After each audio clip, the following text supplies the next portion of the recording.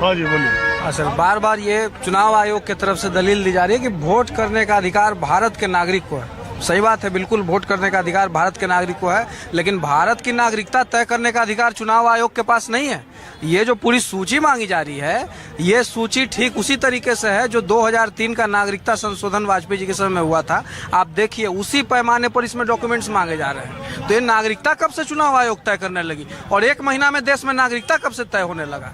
तो पूरे तरीके से बिहार के लोग, एक बात मैं बता दूं, चुनाव आयोग की इस एक्सरसाइज में कहीं कोई बात गलत नहीं है, मगर इसकी समय सीमा चुनाव से 4 महीने पहले नहीं होनी चाहिए।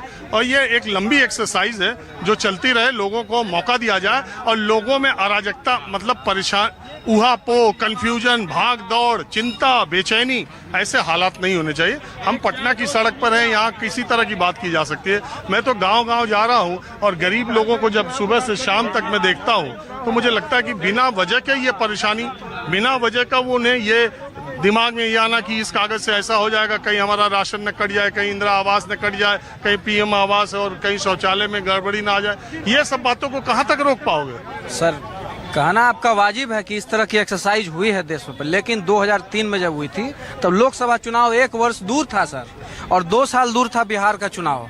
साल भर दूर लोकसभा का चुनाव और 2 साल दूर बिहार का चुनाव, और आप 1 महीने में इस पूरी जो 2 साल की प्रक्रिया है उसको 1 महीने में आप कर रहे हैं, तो कहीं ना कहीं तो सवाल सर पैदा होते हैं कि ये सरकार को भी ये मालूम रहा होगा कि लोग को किस स्तर पे परेशानी उठानी पड़ सकती है, फिर भी आप जिद कर रहे हैं कि हमको इसी समय करना है। तो ये अप्रीहेंशन लोगों के मन में ये संशय सर उठता है कि आपकी मंशा कुछ और है। आप कहीं ना कहीं महाराष्ट्र और हरियाणा वाला खेल यहाँ बिहार में करना चाहते हैं, लेकिन बिहार एक पॉलिटिकली जागरूक राज्य है, समझ रहा है। आज राहुल जी यहाँ है, तेजस्वी जी, पूरा महागठबंधन, सारे बिहार की जनता आज समर्थन में है, क्योंकि आप गांव-गांव घूम रहे हैं, आप खुद सर देख रहे होंगे क्या परेशानी है। अभी कुछ बोलना है, समय खत्म हो गया, बोलना जल्दी बोलिए। नहीं, जो आप बोलेंगे। इस संघर्ष में एक चीज जरूर बोलना चाहेंगे, सरकार ने अभी वोटर लिस्ट पे जो संशोधन करने का काम किया, अभी सरकार से एक सवाल पूछना चाहूंगा। अभी जो 1 महीने बाद बाढ़ आएगा, पूरा पूर्वांचल डूबेगा, उधर पूरा बिहार डूबने के कगार पे, लगभग 21-22 जिले डूबेंगे, उसके लिए क्या तैयारी की है सरकार? गरीब गुरबा के तैयारी के लिए कुछ नहीं देख रही है, जिंदगी आसान करने के लिए कुछ नहीं देख रही है।